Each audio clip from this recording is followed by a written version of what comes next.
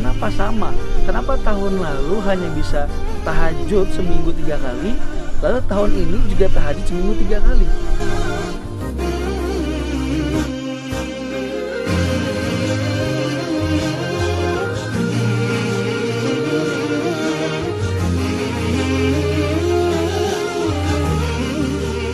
Assalamualaikum warahmatullahi wabarakatuh. Di tahun 2021 ini, pastikan kita memiliki rencana untuk apa saja yang akan kita lakukan selama setahun mendatang. Kenapa? Karena tanpa rencana, kita seperti orang yang tanpa arah. Padahal seharusnya, sebagai seorang muslim, hari ini harus lebih baik daripada hari kemarin. Barang siapa yang hari ini sama dengan hari kemarin, maka dia adalah orang-orang merugi. Kenapa sama?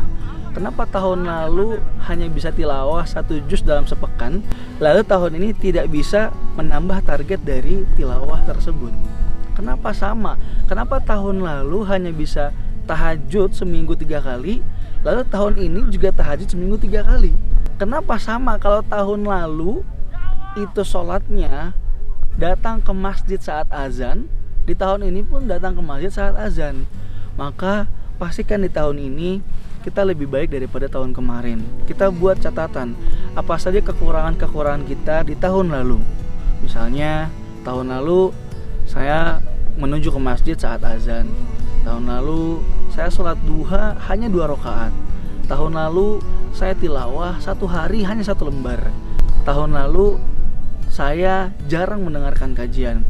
Maka tahun ini pastikan kita membuat daftar kegiatan yang membuat tahun ini lebih baik daripada tahun kemarin.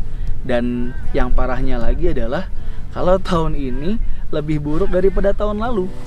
Tahun lalu sudah bagus pergi ke masjid saat azan. Tahun lalu sudah bagus sholat tahajud 3 kali dalam seminggu. Tapi ternyata tahun ini mengalami penurunan. Karena mungkin tahun ini naik jabatan, kemudian membuat kita lalai dan lebih buruk daripada tahun lalu. Maka semoga tahun ini lebih baik daripada tahun lalu. Assalamualaikum warahmatullahi wabarakatuh.